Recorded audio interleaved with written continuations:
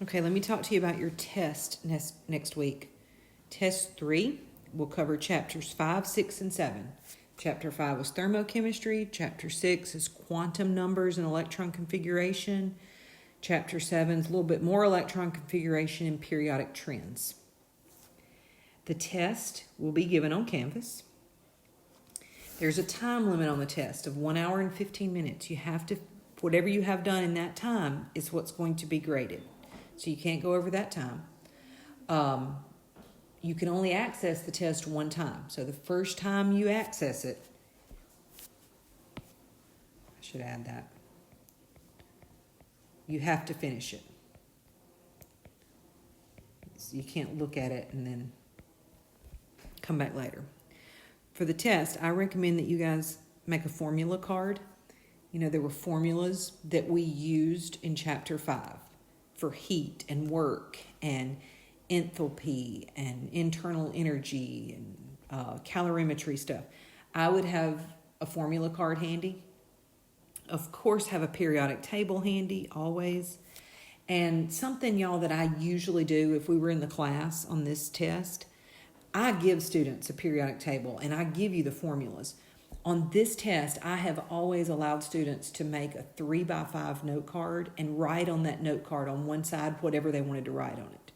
I've always allowed that. And what I always tell them is to write your trends. That's the chapter 7 stuff, that handout, because that can get confusing.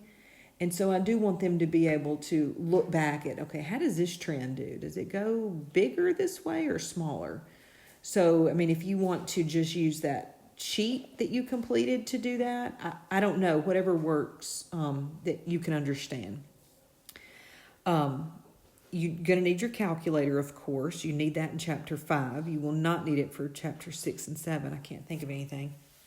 And you're going to need your book for Appendix 2. You know, when you look up in Appendix 2, the standard enthalpies of formation. So have that open. Have a tab open on your laptop so you can reference the book on that, or to look up in a table a number. I recommend you write your formulas on a card and not try to look your formulas up in your book, because you only have 1 hour and 15 minutes. You're not going to have time to look everything up. You're going to have to know what you're working.